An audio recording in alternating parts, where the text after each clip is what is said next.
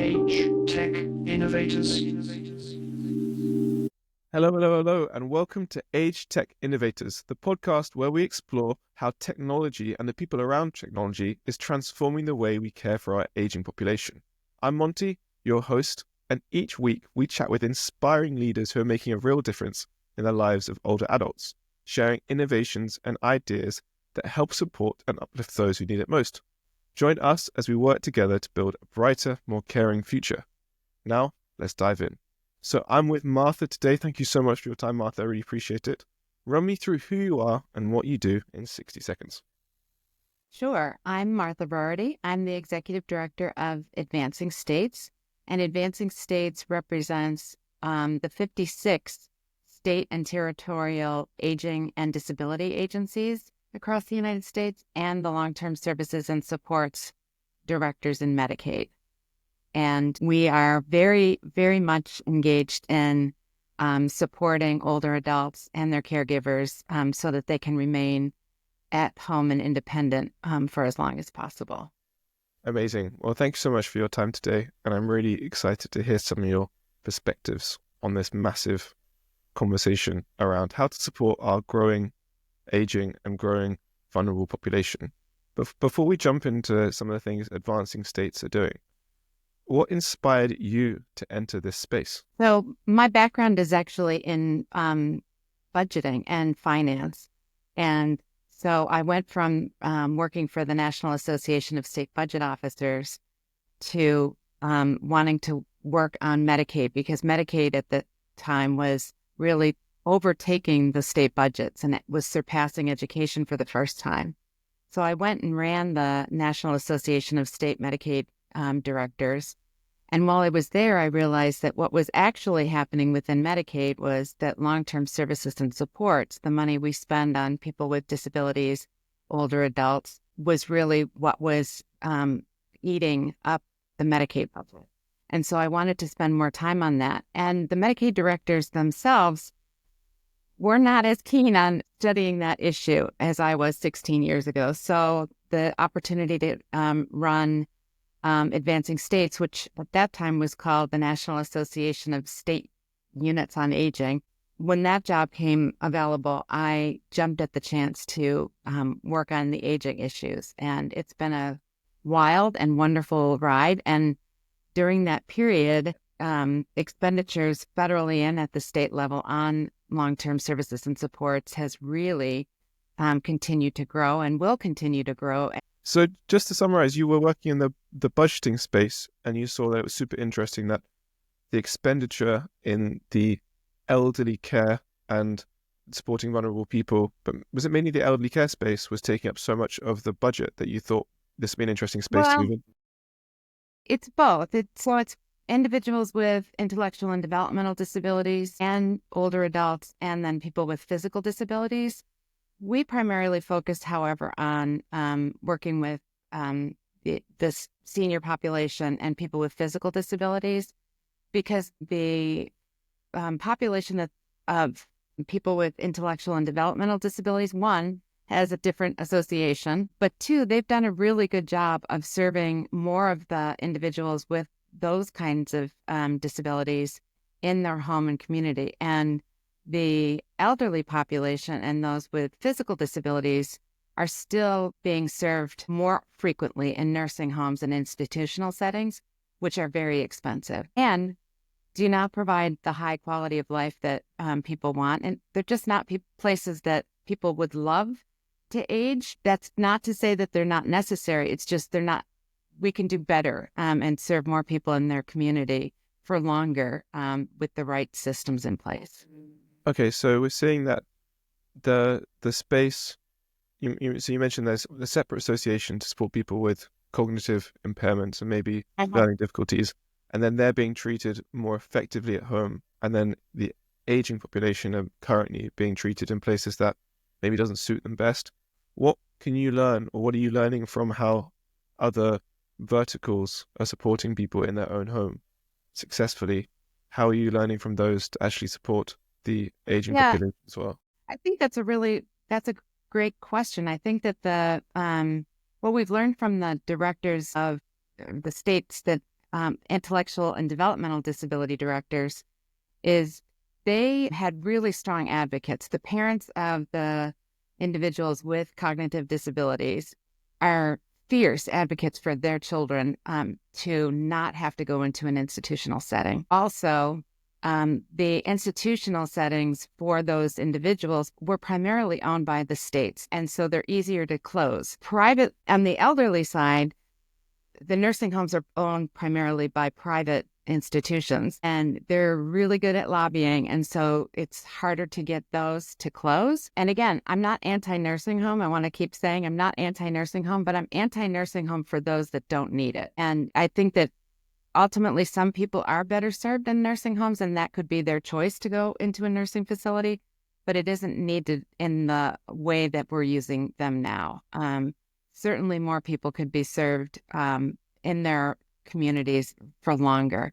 The other thing that we can learn from the state directors of intellectual and developmental disabilities is they use something called technology first, and that's a new movement that they're having. I think they're up to maybe 14 states that have full utilization of technology first, which means that they look first for technology to support the individuals in their home.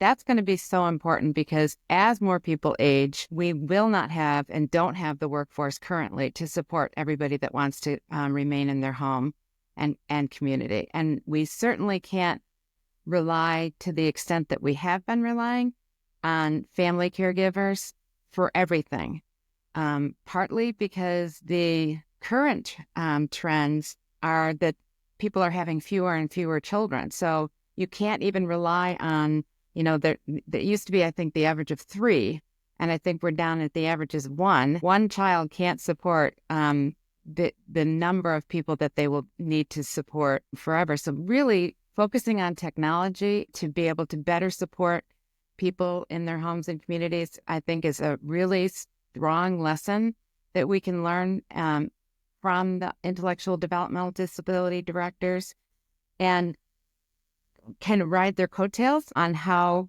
they were able to finance the initiatives and focus on what solutions work, maybe getting things faster from the development of the tech companies and into the states. And some of the struggles is always around how to pay for it. And if they have been able to successfully negotiate some of those things, I think we can steal their ideas.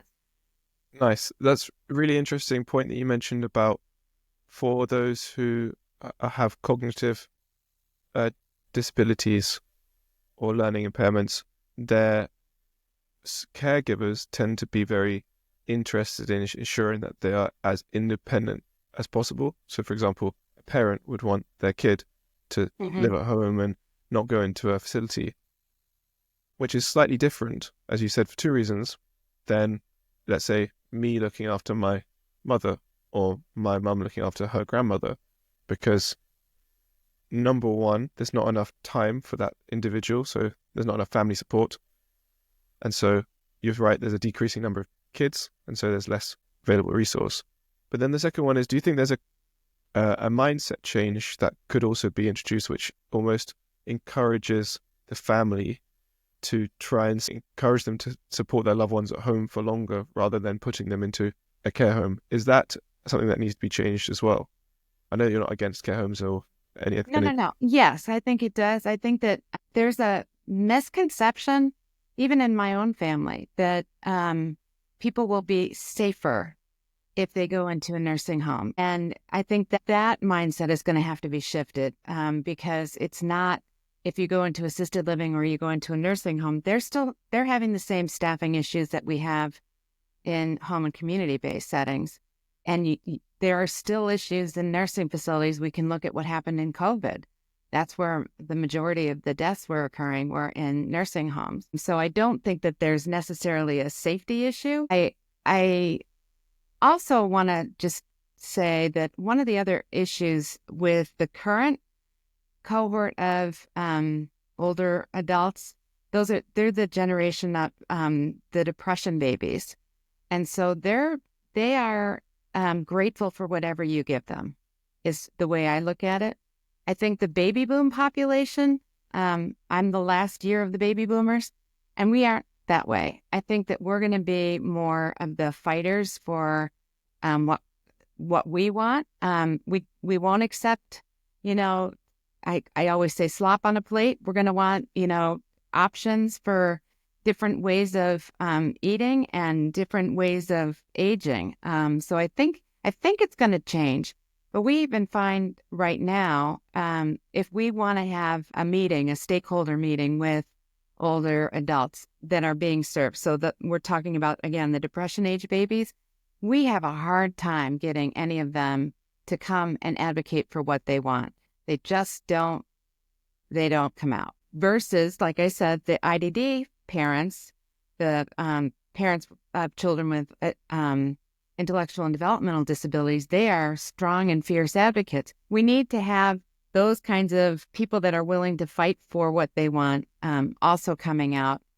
And it's just not happening yet, but I think it will as more of those individuals age into the system. So there's the advocates for the IDD individuals who are often the family of the IDD individuals.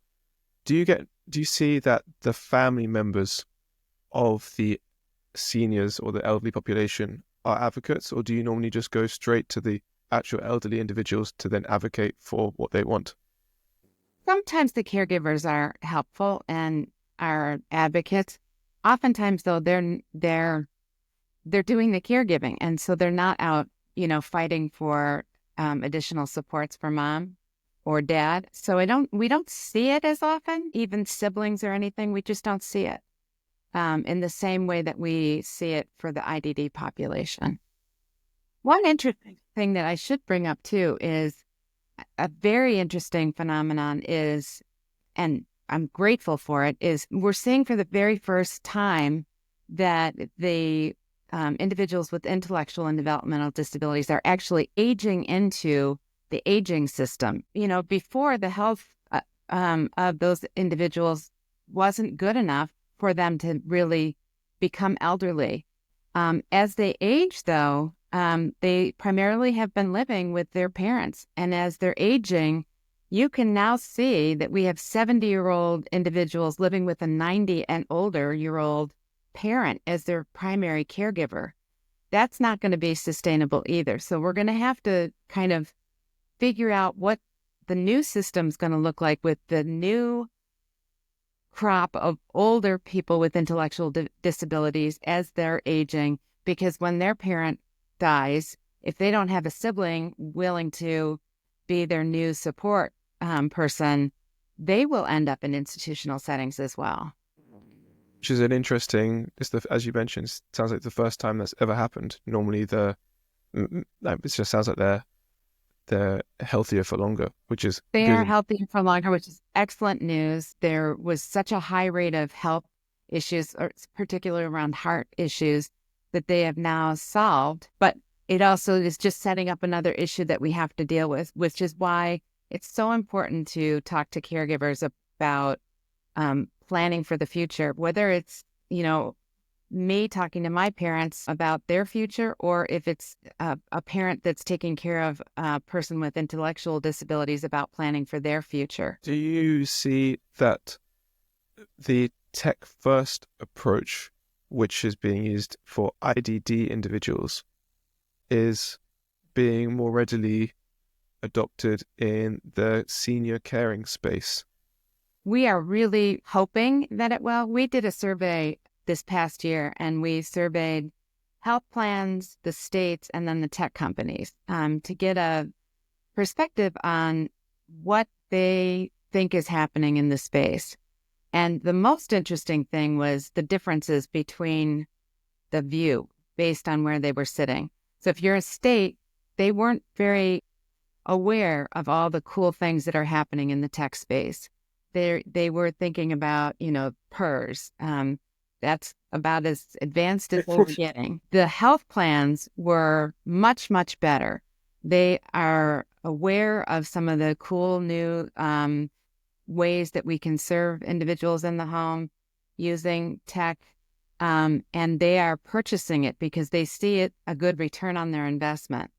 And then the tech companies, some of them were like way out there, but I don't think they understood or understand how to get it to market. So it's like there's three different things that are fascinating. As a result of our survey, and then my partner that runs the Association for State Directors of Developmental Disability, the two of us have agreed that starting in January, we're going to start a joint effort to have, what are we calling it? I have to look. Okay, the Enabling Technology Engagement Network, which is going to bring together health plans, tech companies, and state directors to try and get a better understanding of what's happening, how they can get it to market. Some of this is, it's not up to states. We're going to have to turn to the federal government, and potentially we're going to have to go in and have new regulations written, because some of these things they're going to challenge the current way that the regulations are written. And some of them might even require us going to Congress and asking for statutory changes. Definitely there'll be state law that have to change on these things. And we'll have to do a lot of explaining to lawmakers what we're trying to do and why and how cool it can be. This is really the technology that's out there, I think, can really provide for such autonomy for individuals and really provide a level of independence that I don't think they've been able to have up until this point. So it's really amazing. Some of the things that I've been able to see, I'm just really excited for the future. Could you share a little bit more about some of the things that you've seen that are maybe a little bit left field that you think that could be more mainstream and help people at home? Sure. I mean, I've gone and toured a smart house that's set up for individuals that are fully paraplegic, that they don't need anybody to come in at all. And they're running everything on voice commanded things where they can have a Hoyer lift that is in the ceiling and everything is lowered for them. It's like completely amazing that we can transform that individual's life so much. I've toured places for disabled veterans where the kitchen counters are lowered when they're cooking, and then they're higher when their wife is cooking, and just amazing things. Everything from like measuring the number of times you flush a toilet is a real indicator of a dehydration and a fall risk for people. All of these little devices, there's a gait monitor that plugs into an outlet. And as a person walks by, they can check to see how their gait is. And if it changes too much, then they alert a nurse, and a nurse can go out and do a call. But they don't have to have a nurse there every day checking on them. They just have to check when they notice a problem. I could go on and on and on, but there's just so many applications, and every day people are coming up with new things. So it's pretty cool. And there's also soft technology things that we can use right now. Like lots of people are using their Siri to set reminders, and you can set reminders for taking pills, eating, doing all the things, just prompting people. Prompting has been delivered with a person in the past, and we don't need to prompt always with a person. We can prompt different ways, and you can even change it up so that people don't, tune it out. And think it's going to be pretty amazing. In my lifetime, I'm going to see some really cool things. I know. So along the same thread of that, imagine if we fast forward the clocks 40 years, not even 40 years, 60 years, 60, 70 years, and you wake up and you look in the mirror. In 40 years, I could still be alive, because then I'd be 100. Okay. That's a good goal. Let's say you wake up and it's in 45 years time, and you look in the mirror and you suddenly realize, wow, I'm now a senior. I'm now an elderly person.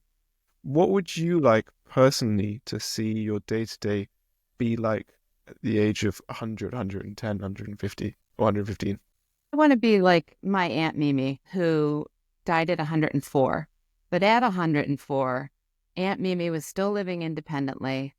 She made sandwiches, tea sandwiches that were 7 layers deep for my stepdaughter's baby shower.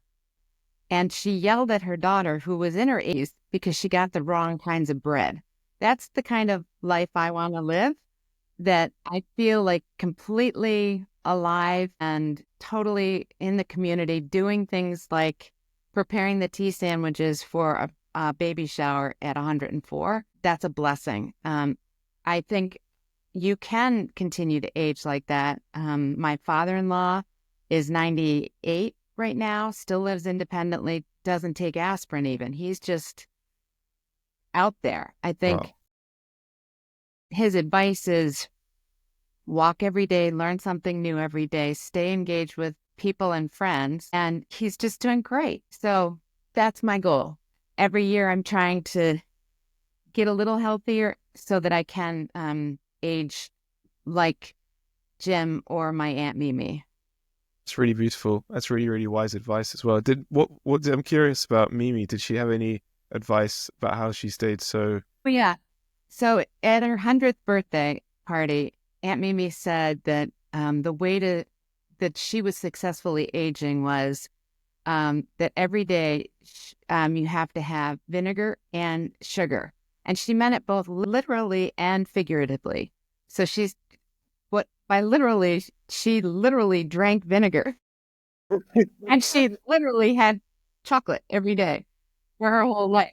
But she also realized that there are going to be upsets in your life, but they're balanced with good things in your life. So when she lost her husband of 67 years, we were all crushed and thinking this could kill her. But instead, she cherished her 67 years with her beloved husband and got on with her life and grieved him, but she didn't stay in that grief so that she couldn't continue to live. She taught us beautiful things, beautiful lessons. That's really, really beautiful. It's the She same. was actually in her coffin. They buried her with sugar and vinegar. Such a good lesson.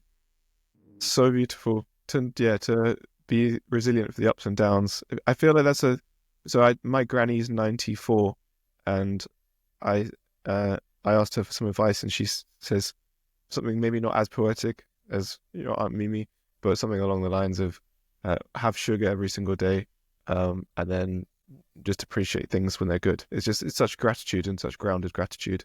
I tend to see people who are happy in the long term. So I can't believe how quickly time's going. I wanted to ask you, so you're seeing lots of innovations that are happening. You're seeing at the state level, there's a lot of influence, but potentially there's less awareness about these innovations. And then you mentioned, was it the actual health, was it the healthcare level that are adopting it more? So that's the Oh. health plan. So the way that we deliver services in the States is either something called fee-for-service or through a managed care, which is a health plan. And the health plans are where they're recognizing the services faster. Thank you so much for sharing that. Super interesting. You mentioned a really interesting point earlier, which is about how within the health plan space, they are pulling together innovation quite nicely. However, in the state level, maybe they're not so aware of innovation. And in the tech space, they're maybe not so aware of how to introduce that innovation.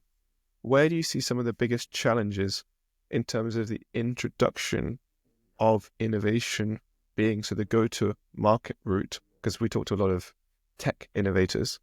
Where do you see that the biggest challenges for them to actually bring their new ideas, the sensors which analyze gait, into market? So I'm going to get to the answer, but I'm going to start by explaining how long-term services and supports is primarily paid for in the United States, which is Medicaid is the primary driver. Each state has their own Medicaid program and has their own way of administering the Medicaid program. Some states use health plans to help deliver their long-term services and supports. That's called managed long-term services and supports, meaning there's a health plan that works a lot like the regular way a health plan would work for our insurance, that the state pays them a per member per month rate for the delivery of those services.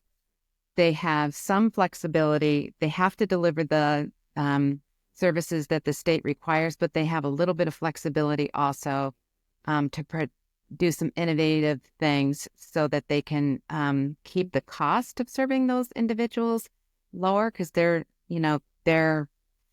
goal is to really keep the cost as low as possible, but keep the quality high, so that because if the quality is low, they're going to end up having higher costs of health utilization. The other states that don't use MLTSS use fee-for-service. So every time somebody goes to see somebody, they would pay it on a fee-for-service basis. And then the state is really the arbiter and the one that is deciding whether or not you get the service, and they're ultimately paying for it based on the care plan that they put in place. So that's complicated. I think that one of the reasons that things are slow to get to market is that the tech industry doesn't understand that, and they want a simple solution. They would love to just run to Baltimore and get into the space by having one approval. That's not going to happen. And in fact, it's getting a little more complicated than that even, because in the states, there can be multiple, what they call Medicaid waivers, and each of the waivers has different services that are included, and they can include in some of those some services that other waivers will not. So it's not only that you have to successfully get into the state, but then you have to convince each of the agencies, the state agencies that administer the waiver, that your service has to be included. Without having somebody that understands Medicaid working for the tech vendor, it's pretty challenging to explain how this comes to pass. That's one of the reasons that, I mentioned before that we're starting this work group, because we really want to have this partnership between the states and the health plans and the tech companies, so that the tech companies can learn how to get their things to market faster. The states can see all the cool things and the innovations that are out there, and they can also work on creative solutions where there are roadblocks, because there are roadblocks. We're not authorized currently because of some federal challenges to pay for internet, for example, unless it's bundled into something. That is a big problem, because a lot of this is running off of internet. So some of those solutions we might have to go and ask for changes at the federal level. This work group that we're bringing up, we're hoping that by talking together with the tech vendors, the health plans, and the states, we're going to see some really cool solutions. Okay, I really appreciate that. Did that get to your question? No, that was nice. It was a long way around it. So you explained that so there's two ways. The first way, if I understand, is to understand the healthcare system really well, and then go through that approach, which is the state and then the state waivers. Or the best approach is to actually find someone to join your team who understands this space really well and can help you navigate. Amazing. So we're at our last question, and I would love to ask you, what encouraging advice would you offer to listeners considering entering into this space, be it in the regulatory space, be it in the planning strategic space, or be it in the technology or innovation space?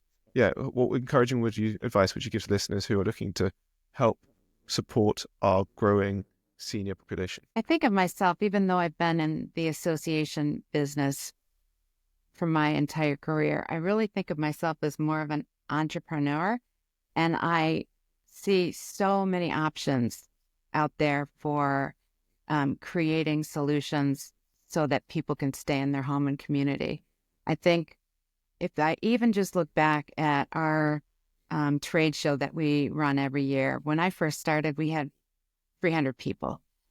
The last several years, we've had to close the attendance off 2 months prior to the conference because we've been exceeding 1,700 people that are trying to come. We sell out the exhibit hall the first month, and that's because this space is so completely large, and there is a lot of money in this area. And while there's money, it's also doing a really good thing.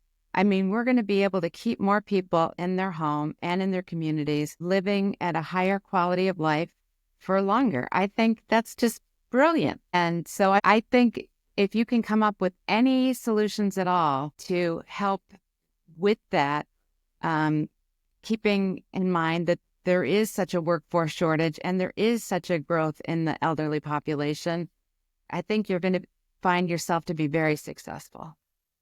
I really appreciate that.